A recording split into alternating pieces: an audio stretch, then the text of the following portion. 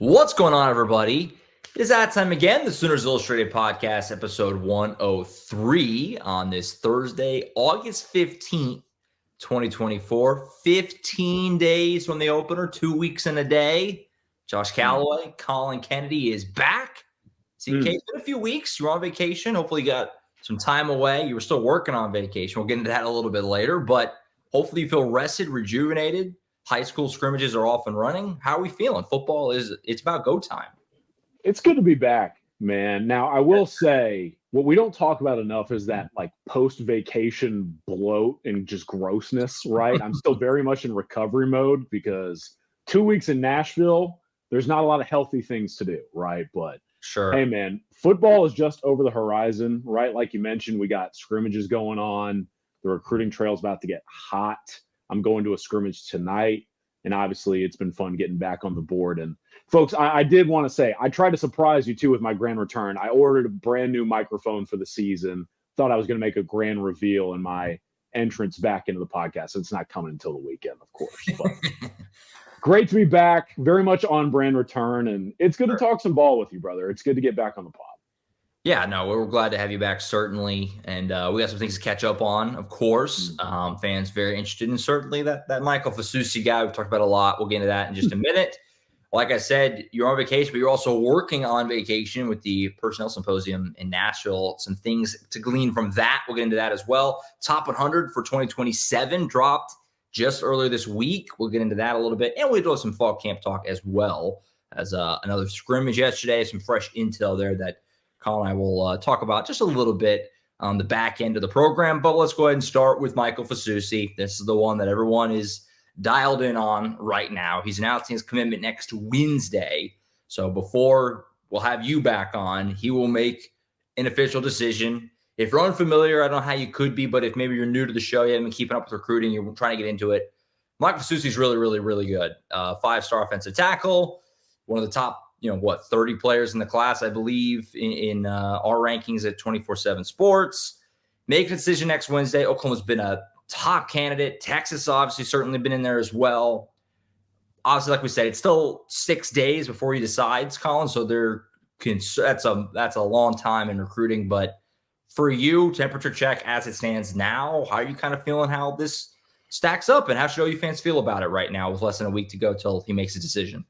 Yeah, so I've been sitting here preparing for this podcast, right? Because I think a lot of people know Michael Fasusi 3 minutes down the road from where I live, right here in the Metroplex. I've gotten to know him very well. But at the same time, no matter how strong of a relationship you have with a recruit, sometimes the recruitment just is what it is. So I'm trying to, the other night, Josh, think of a way to describe where we're at in a more interesting way than just the typical run-of-the-mill boring talk of like, oh, here's where we are, here's where we could go. Mm-hmm. Here's what I came up with. All right, so you know how in like an old school war movie or like a sci-fi movie, there's always the signature like battle scene where they charge each other, maybe out in the fields, and they're like head-on attack, and it's like this big dramatic battle scene. All right, I'm with you. We're not there yet. But you know how in those movies they kind of have like the cut scenes pre-battle scene where they go by each like group and like, oh, they're talking about this, they're thinking about that, they've got this, ready to shoot at that or whatever. And it's like, okay, we're getting ready for the big battle scene. That's where we're at right now with Michael Fasusi. Hopefully that makes sense, folks. But like, I genuinely think we're gearing up for the last sort of preparations to go face first into the final moments of the Michael Fasusi recruitment. Now, here's what I'm going to say more on the intel side. I feel like I've made my view of this recruitment relatively clear over the last couple weeks, let alone months. But broad strokes perspective, I think Oklahoma's in the lead going into the final battle, quote unquote. Now, we know what Texas can bring to the table. And the way I was thinking about it too, in this battle scene that could take place, right? You could have kind of that movie scene where Oklahoma and Texas, the soldiers are charging at each other, on the front lines. But then, Texas A&M flanks and the Aggies make this thing interesting. Texas A&M still very much kind of that cloud that hangs over this recruitment with what that program could bring to the table as well. But Josh, I think, like you mentioned, less than a week away, Oklahoma's got a real opportunity here to close on a 5-star offensive tackle and arguably the player that they've wanted the most in this 25 cycle as well.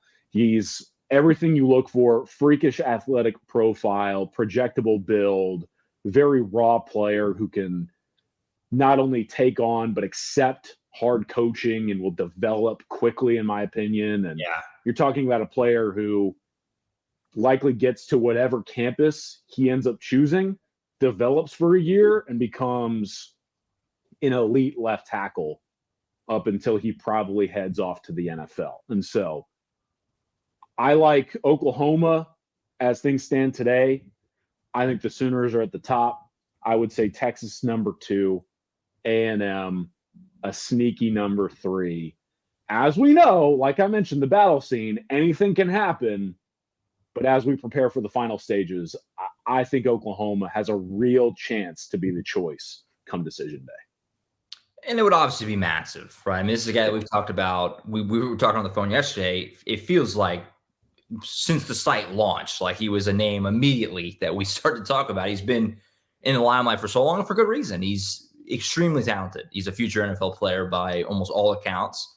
And you look at, we just did the position preview for offensive line the other day, Tom, James, and myself on the show. And I said on that show that, right now, the last couple of years, Bill Bedenbaugh and the offensive line, they've had to kind of plug and play with some transfers, but it kind of felt like, in my opinion, they're really close to kind of getting back to what we have got spoiled by a few years ago, where they were winning Joe Moore Awards every year. When you look at the young guys coming up, and this is part of that conversation with that 25 class. They already have Ryan Foji, who we've talked about before, extremely talented, Darius Afalava, Owen Hollenbeck. And obviously, if you can add a guy like Michael Fasusi with the freshmen they just signed and brought in that are on campus now, your Eugene Brookses and your Eddie Pierre-Louise and those guys, plus the rising guys, who are in year 2, this coming season, who might play this year, your Heath Ozaitis and your Jake Taylors, who's in year 3. But it's a room that is building and building and building. And this would be the biggest fish of them all if they can find a way to do it. So I'm looking back here and I'm trying to find when I first took that picture.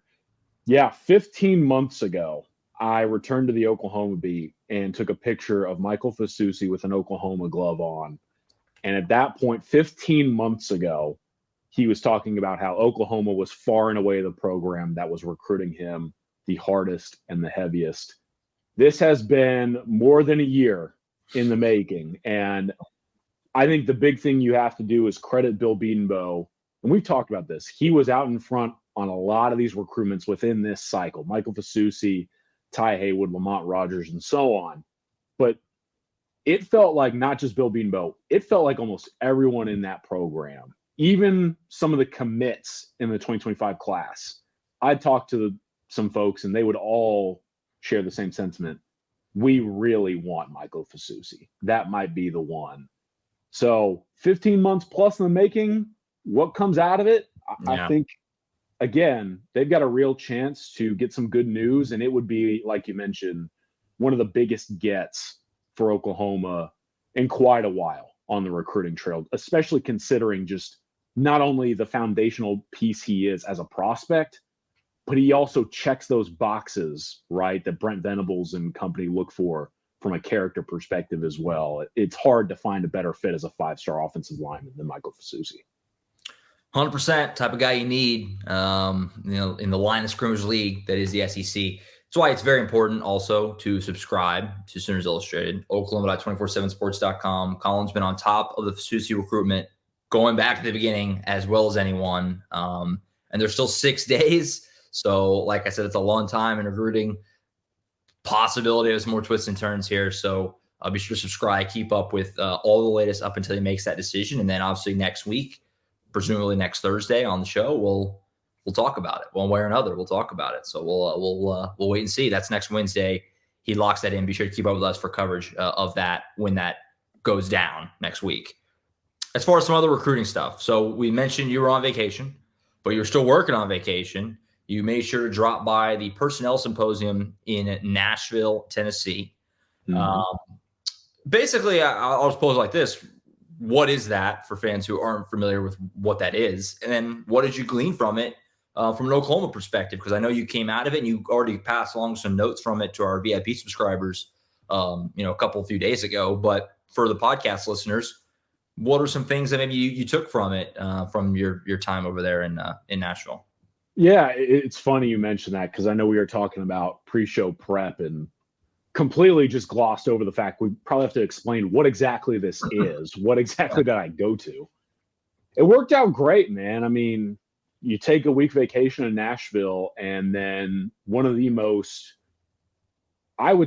productive convention type events I've ever been to is just down the street. And so what this was, Josh, was roughly 700 plus college football and NFL staffers coming together in one place to talk about not only the future of their side of this industry, but also the future of the sport and how they tie into where we're going in the world of college football or professional football. And it was incredible. So 700 plus, like I mentioned, college football, that's everything from FCS D2, D3, all the way up to the highest of the highest levels of the Power Four. You name it, they got it there. The guys from Georgia, Alabama, Ohio State. Some of those folks not only were there, but they're a big part of organizing this event. NFL guys, everyone comes together, and it's one part networking and talking, another part learning and almost mapping out plans for the future. And so basically, man, I go to this hotel where they have the convention going on, and I spent a couple of days, anything from walking up to some folks and introducing myself. Maybe we had known each other on social media for a while, and then getting down to the actual nitty gritty, talking ball, talking about what they're doing, what I've seen on the recruiting trail, all the way out to, Josh, it was fascinating, some of the breakout sessions, some of these conventions that I attend, these coaching conventions or whatever. Usually a breakout session isn't very interactive. It in large part, you're talking guest speakers, right? Sure.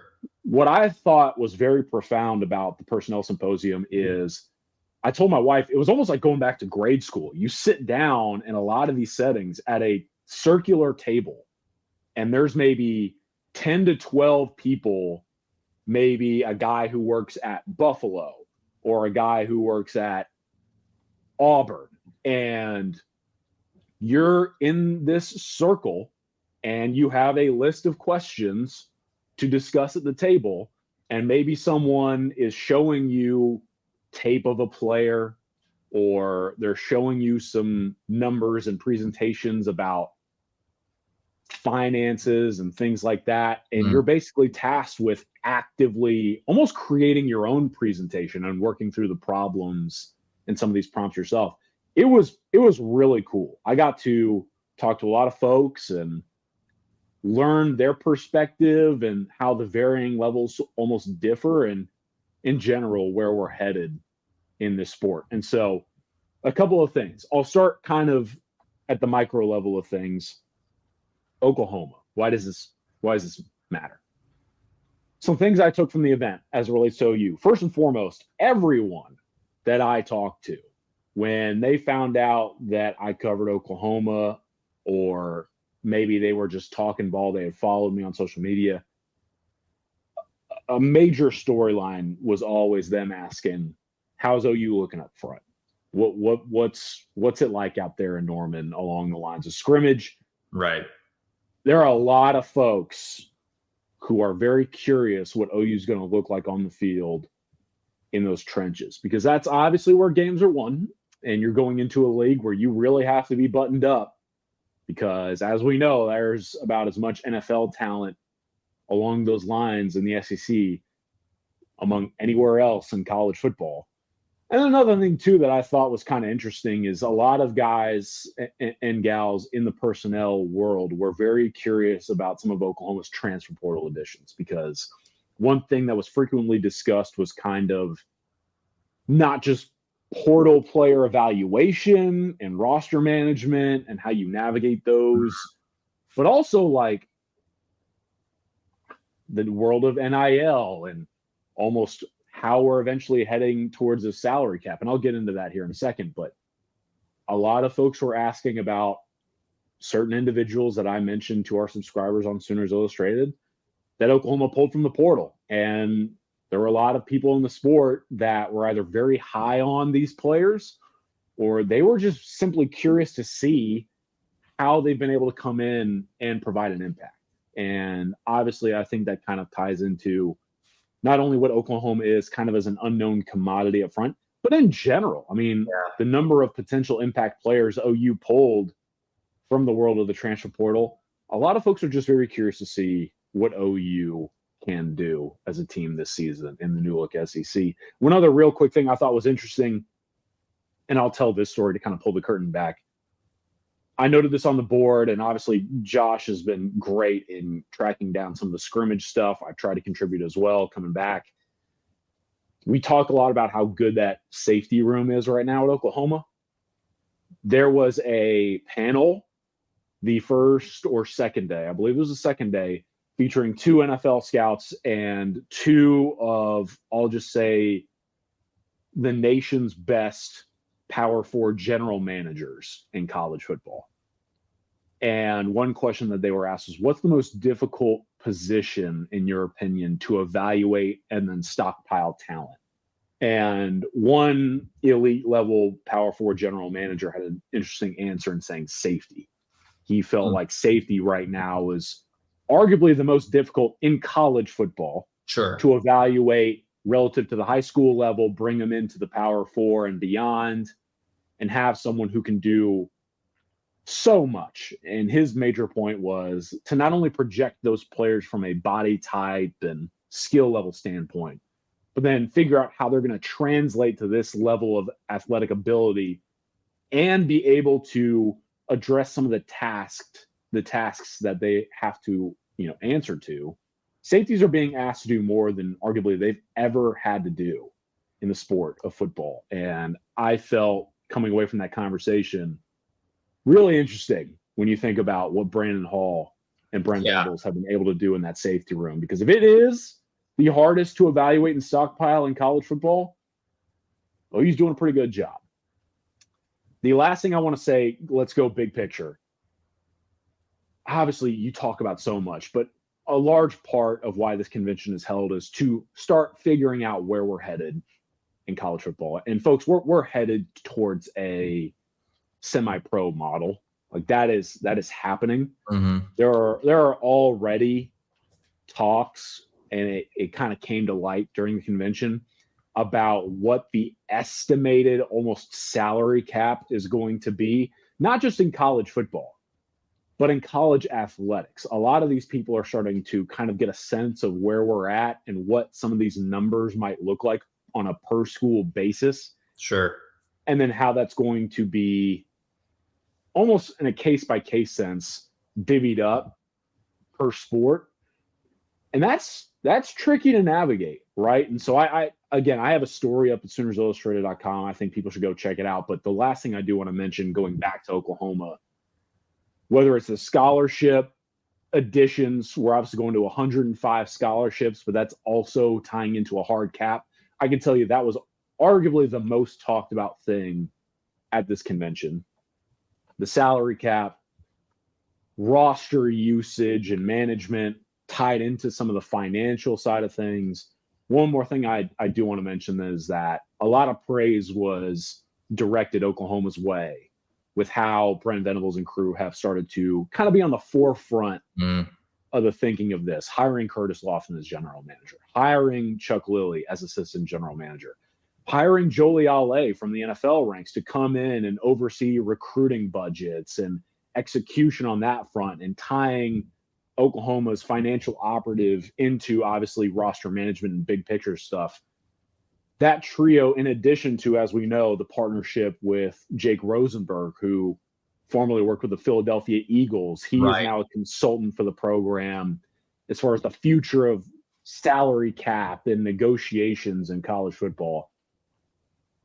A lot of what was talked about at this convention, Josh, was just the unknowns, what we kind of expect to come, but what's still relatively unexpected. And I think whether it's the micro level or the macro level, Oklahoma's heading in the right direction. I think you kind of have to appreciate that to a degree coming out of an event like this. Yeah, for sure. I think, it's interesting to hear that because, I think whenever Brent Venables was hired, first off, the hire was, pretty universally liked. I mean, OU fans liked it. We all liked it. But if there was going to be a concern, a knock, or anything, any kind of concern, I guess, about it would be, is he going to be adaptable to the new college football of the future? Because obviously he came from a program, Clemson, where Dabo Swinney does not use the transfer portal and stuff. Some very outdated kind of, policies there. And certainly Brent Venables is looked at as an old school type of coach, and things like that. But he's been, it has seemed to be that Oklahoma is very forward thinking with Venables, which has been, I think, again, if you were going to have any kind of concern when the hire was made, that probably would have been it. And that hasn't been a problem at all. They've been very forward thinking, kind of on the forefront of kind of seeing the moves before they happen. And, you have to give a lot of credit to that. And part of that is Joe Castiglione, who's also very good at that, kind of helped lead the charge in the athletic department, things like that. So very interesting to hear.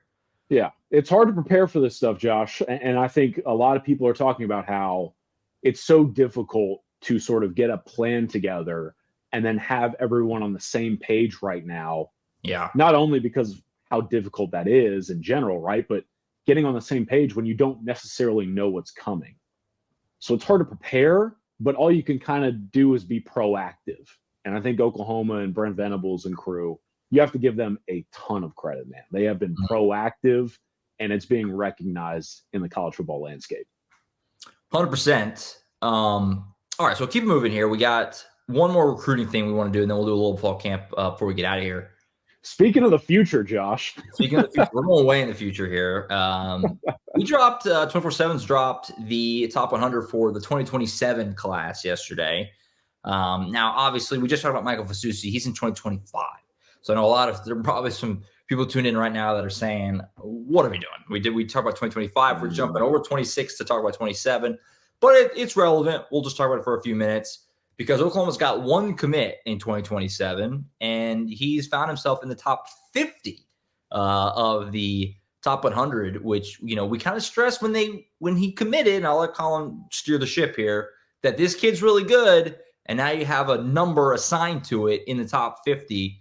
Zane Rowe, Collin, this kid is really talented. You've been banging the drum, and the one guy committed in 2027 is a top 50 player as of now for Oklahoma in that class. That's a big deal to get things started for that group. Never too early. Yeah, I'm really happy for not only Zane, but a lot of these guys that are inside this top 100 for 2027. Folks, this is hard. Like I personally take a little bit of pride in not only having a greater understanding of our rankings process at 24/7 Sports, one that I continuously remind people is the most accurate in the industry. Our guys do an outstanding job. I try to help where I can. They don't necessarily need my help. What do I know? But right, our guys are incredible. And doing this when you have a lot of names on this list where you really got to take a shot, right? And you really have to test your process as an evaluator long term, reminding folks these rankings are reflective of future NFL draft selections. That's hard. I mean, it's hard. You're really challenging yourself to put this list together. And our director of scouting, Andrew Ivins, basically the guy right there alongside with him, one of our other sort of head scouting analysts, and Cooper Patagna, who worked in so many different Power 4 personnel departments. Those guys, as well as Gabe Brooks, Hudson Standish, Greg Biggins, Clint Brewster, they do incredible work. And to see Zane Rowe, like you mentioned, in that top 50 at number 47 overall was a little vindication, right? Because not only for, again, someone like me who, what did it really matter? I go and see this kid when he's showing up to Geyer practices as an 8th grader. I'm like, who the heck is that? And he comes up and introduces himself, and Geyer's like, yeah, it's going to be the next one. All the way up to now where we're talking about an Oklahoma commit in 2027 finding his way into the top 50. That's crazy. But he earned it, man. And I'm hoping to get out there to see him very soon along with those other Geyer players. And you look at Zane, man, around 6'4", 225 plus pounds, and I could sit here and all day and talk about him, but I always try and come up with like an interesting way to discuss these things. I swapped texts with Zane whenever the rankings drop. He hit me up and was like, hey, just kind of explain where I'm at. Why am I seen as a defensive lineman rather than an edge in the rankings, top 50, things of that nature. Here's what I want to say. The reason why this guy is considered already a top 3 defensive lineman in America is this guy at 6'4", 220-ish, already shows the ability to play in an odd front as a 5 tech and beat up on kids that are much older than him. He brings a competitive fire. He's physical. He's aggressive. He embraces on-field contact. He's got some toughness to him as well, which, by the way, that's a part of the evaluation process that was often talked about at the Personnel Symposium. You got to find kids who are tough. Yeah. And I think not only did we find a guy in the top 50 in Zane Rowe who's bringing some toughness to the table, Oklahoma found that as well. And they went out and got him. And so good build, has the ability to add some weight and maybe play with his hand in the dirt. But also, kind of like I mentioned, his role at Geyer is expected to be very expanded come the fall. And I think that's only going to help him realize his potential. And so in general, you look at the versatility, the skill set, the natural athletic profile and body type, a really intriguing ceiling. But the thing we don't talk about enough, Josh, too, is Zane Rowe, why he's in this top 100. The floor is very high for this player who, for right now, could potentially head to Oklahoma. And so Zane Rowe earned it, and he's going to have a chance to earn more. And I think a lot of Oklahoma fans should have a lot of fun if they can potentially get out to a Geyer game or two in the fall and see this guy play, because he's worthy of this top 50 selection.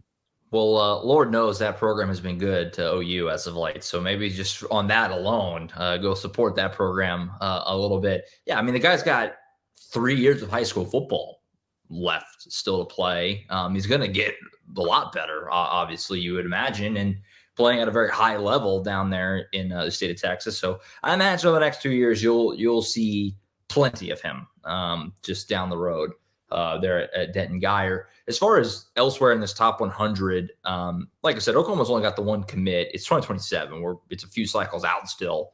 But what maybe another name here that caught your eye, whether it's a guy you think OU could offer, should offer, that, you know, is a name of note that you might want to just kind of float out there for OU fans to put away, to put in the tickler file for down the road? Yeah, this is where it gets fun, right? Typical run-of-the-mill rankings conversations are somewhat boring sometimes to fans. So here's what we're going to do. Josh hinted at it. If I had one offer to make for Oklahoma in the 2027 cycle today, one offer, no thinking, without hesitation, it's going to Jameer Brown. Now, I'm not saying anything profound here, folks. I mean, I believe we just ranked him their number one wide receiver for the 2027 cycle in these early ratings. So it's not like I'm sitting here finding a hidden gem. Why I bring this up, Josh? He is, in my opinion, when we talk about high floor relative to high ceiling, the answer to both is yes. And out in Ohio, out in Dayton area specifically, a couple layers to why I believe Jameer Brown deserves this Oklahoma offer and likely will get one.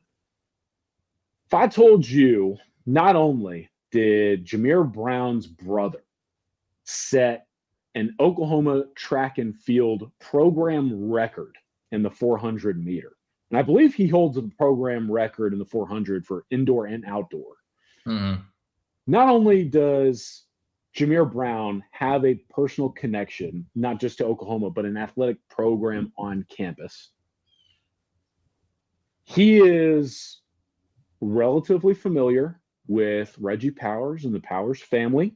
There's another relationship factored in. And on top of that, you talk about Emmett Jones being arguably Oklahoma's best recruiter on that staff, right?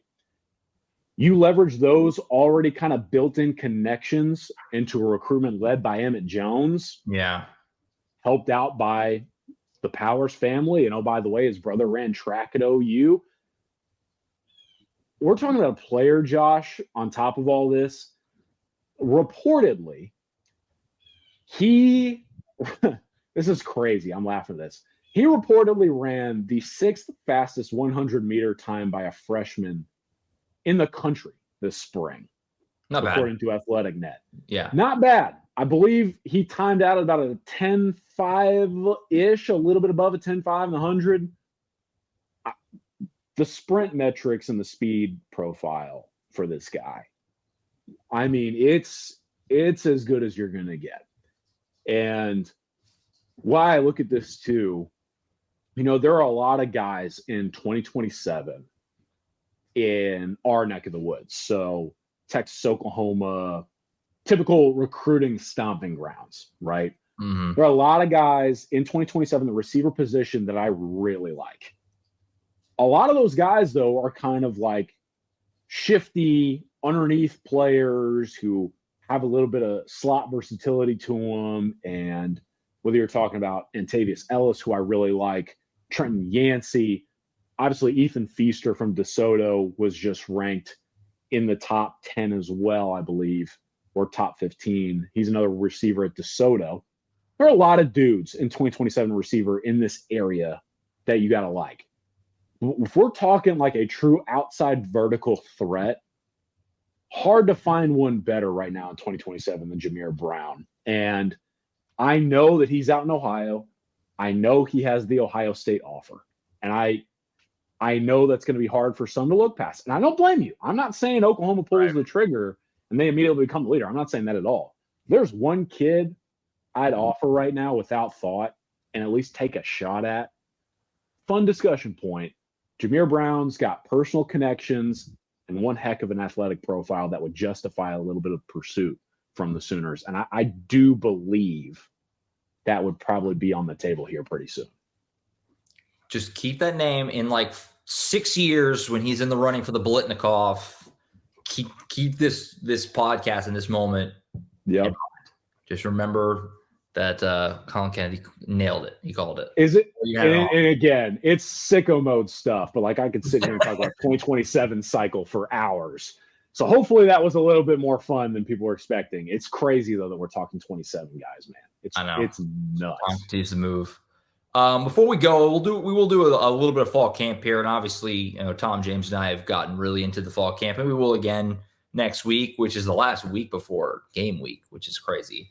But for you, I mean, obviously you've been, keeping up even while you were away, and certainly since you've been back, you've been talking to some people. They had their second scrimmage yesterday.